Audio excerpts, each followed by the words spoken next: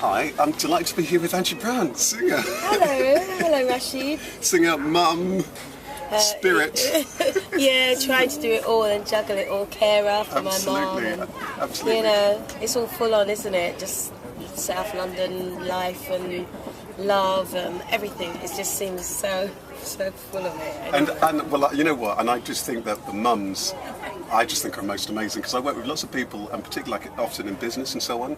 And sometimes you meet people who are ordinarily doing what they're doing, and then you meet the mums, and they're running the business, they're doing this, they're doing that, they're the carer, they're the mum, and all the rest of it. And it's just absolutely incredible what they do and what it is that they achieve. You're constantly picking up the toys. And you're trying to run your own thing and make sure that the work comes in. I've been successfully self-employed within the music business for the last 25 years.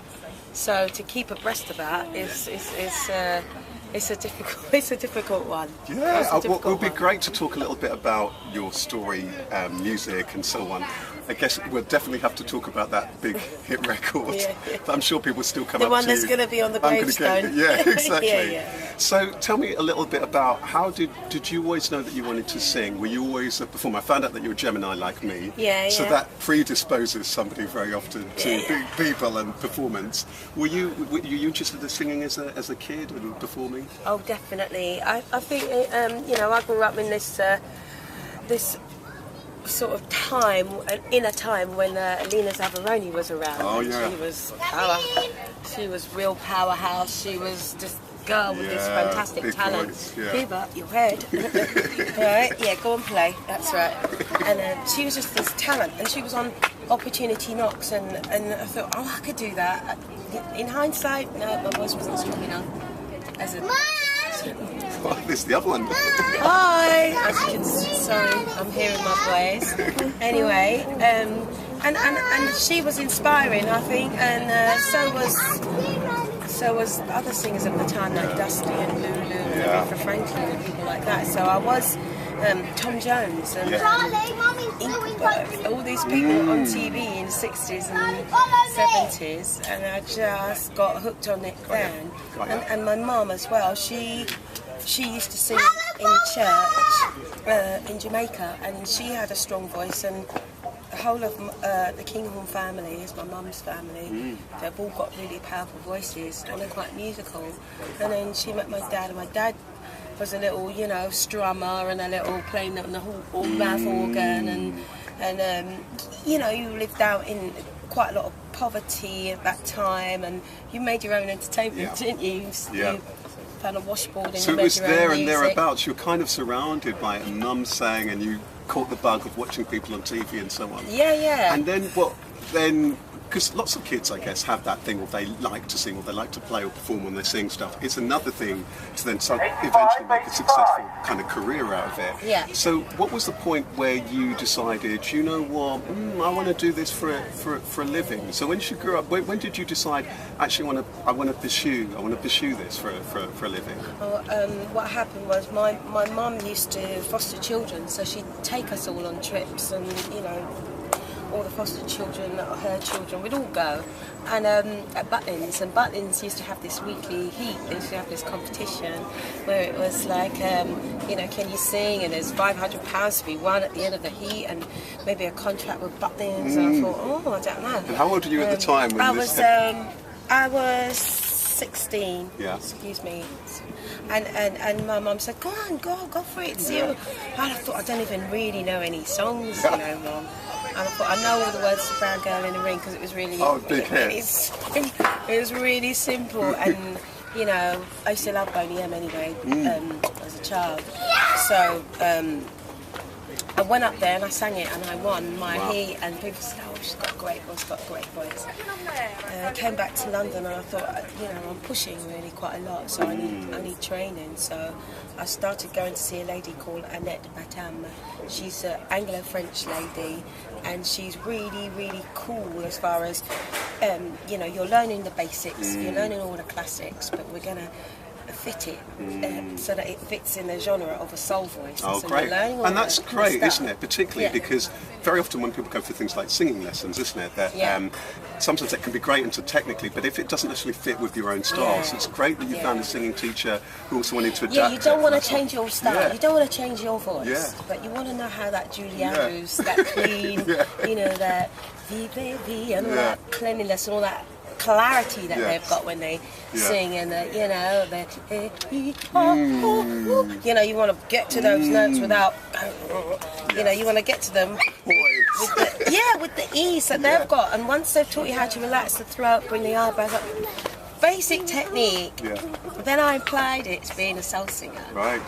And then, of course, what happens is, because you're black singer, you want to sing high and not soprano, not that really clinical soprano. So you've got to find the middle ground where you're singing high. It is soprano, but it's got some soul in it. I don't know if the best example that I can think of is the Emotions that sang on Dance Boogie Wonderland. Emotions, that Best of My Love. Best of My Love, and they did the back vocals on Boogie Wonderland, and it's that, you know, that's the boogie, you know, so you're singing like that, but it's not completely, you know, sort of churchy or really, you know.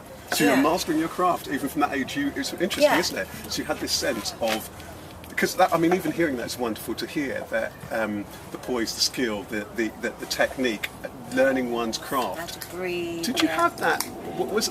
Was there something of discipline in your background, in your family upbringing? Because some people think, oh, I just want to sing, but you knew, okay, I want to sing, but I also need to really master this craft.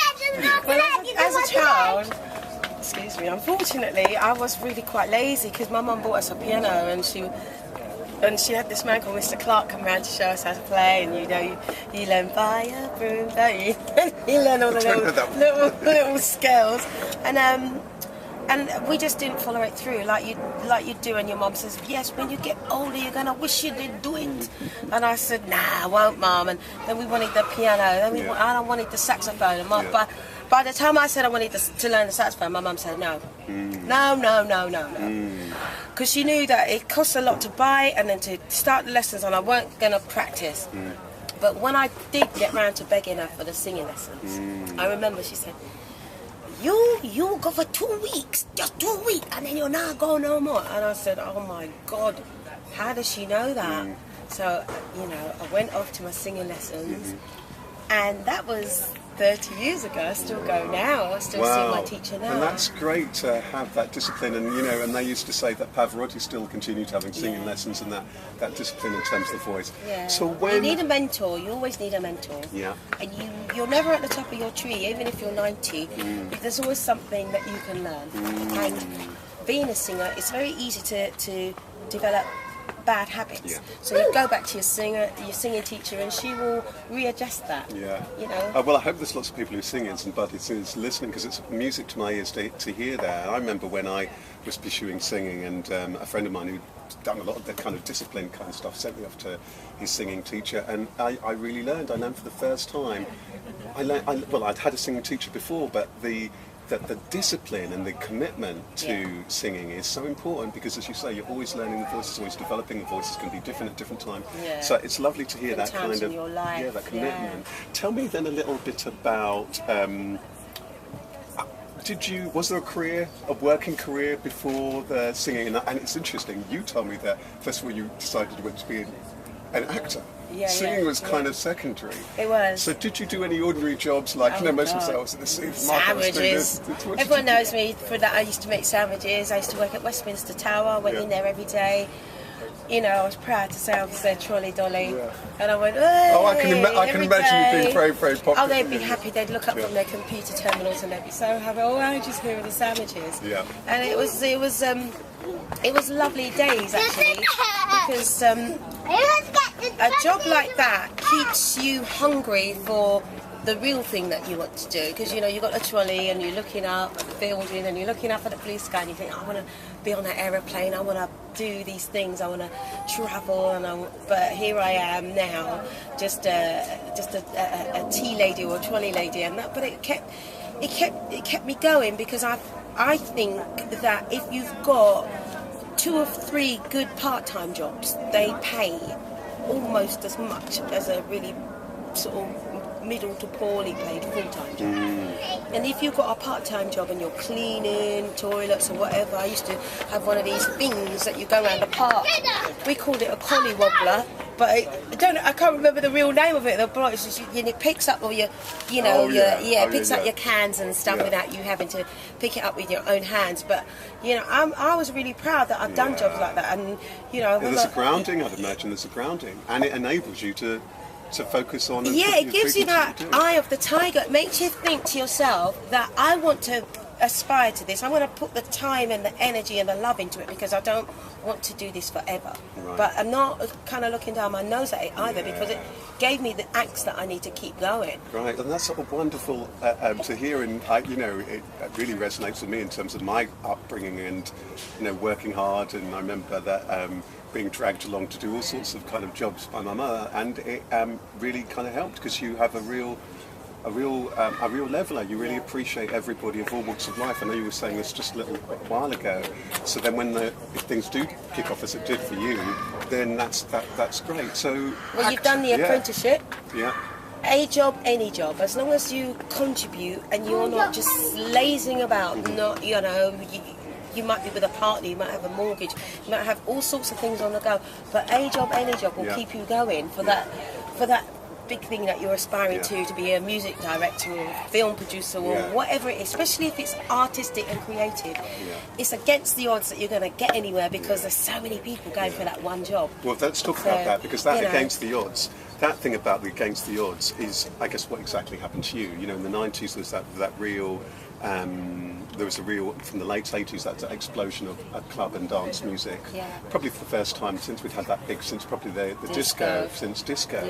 And you were lucky to be the voice of one of those big hits. I'm Gonna Get You. I don't know if that's the actual title, but or is it? Yes, it's called I'm Gonna Get You. I'm Gonna Get You. Yeah, and it's Playing with Knives. And I think they're both top 10 hits. Definitely. Right? Playing with Knives is not my original vocal because Bizarre had that hit before I joined them. But obviously at the time when I heard it, it was really high, really soprano, it was way higher than I could possibly sing, but now I can sing it after 20 years of doing it, I can do it. But basically, to cut a long story short, with Bizarre Inc., they obviously wanted the voice of Jocelyn Brown and the American girls like Shaka Khan. But of course those girls, they've been around longer, they're going to cost more money.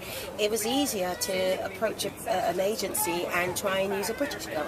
So I was in Singers, the nightclub, singing Respect. I remember Singers. Belting like, whatever. And I got that, and then the agent saw me and she kept my name and number and my card or whatever, and she gave me a ring a few months later and just asked me, they were like, oh, you're really hot. Go and sit inside that cool room for a minute, son. And so they asked me if I was interested in doing that job, and first I heard the money. They were like £1,000. I'm like, £1,000, wow. And they said, it's going to be out soon. And I thought, oh, rubbish, whatever. And then they got in touch and said, we've sold 40,000 pre-sales. Now, I didn't know what pre-sales were. And they explained to me that Woolworths, when Woolworths was about, and HMV and R Price and Virgin Records, all these record shops had pre-ordered it. So the people who clubbed heard it at the clubs and went into Woolworths and said, oh, where can I buy it? And they said they pre-ordered it. So we got this massive order. And then that led to Top of the Pops, and then Top of the Pops led to because it was on the radio and it was so radio friendly and it sounded good and people it's got that catchy. It. I'm not gonna especially when you've got the artist sat next to you. I know, really I don't really want to belt it out in the park either, but everyone knows it. Everyone knows so what was that like? Because when something happens overnight, I know you'd been working hard for a long time, and I guess this is that myth, isn't it, overnight sensation, that maybe the record happens overnight, but the career and the working for it has happened over many, many years. What's that like, Angie, when you hear, I'd love to know, what's it like when you hear in your record and your voice blaring out over the radio station? Great, because I used to work down at Hackney Road at a place called The Premises, and that's still there, and I used to cook for them, and at the time, Courtney Pine used to come in, and all the Brit-pop bands, like, you know, Damon Albarn and all people like that used to rehearse there, so it was quite prominent. And I was getting little gigs from being there as well, going, yeah, I'm a singer, I can do it. And then the next thing I heard this, you know, these clips, and I thought, I know this song. Yeah. It's me, and I'd be serving up these, you know, everything had pasta in it, didn't it? Everything had tuna and pasta and packed cheese on top, you know, because I just completely lied. I've always lied about being a chef. I can't really cook that well, but you know, I had these jobs, you know, the type you got your Doc Martens on and your some weird hair, and I guess you just weren't keeping up when you were singer. I basically just couldn't believe it when the track took off. I still had my day job, and in the evenings we'd go to Telford or Birmingham or Bazaar it, and we'd earn money, more money than I'd earned in the whole week in one night. And so I just learnt to, I had to give up the catering eventually, and I just kind of, it was a proud moment in my life because my dad was still alive, and you know, friends and neighbours and people in your high street, everyone's chest was puffed up. Everyone was like, yeah man, I know Angie, and you know, your dry cleaner, yes, Angie, you were so good, and this one, that one. Everyone was proud because a lot of people who know me know how long I've been trying to be successful. So I want to pause it down and come back, because I want to talk about from that moment and that hit period to then life, mum, still singing, still recording, doing the festivals and so on. And I want to also talk to you a little bit about how is it you have this very positive attitude to life. I want to come back, and I'm going to pause it there, and I'm going to come back and talk a little bit about that if you're happy to. Yeah, of course. Fantastic. Of course. Yeah, because this is going to fall down, isn't it? Cuba,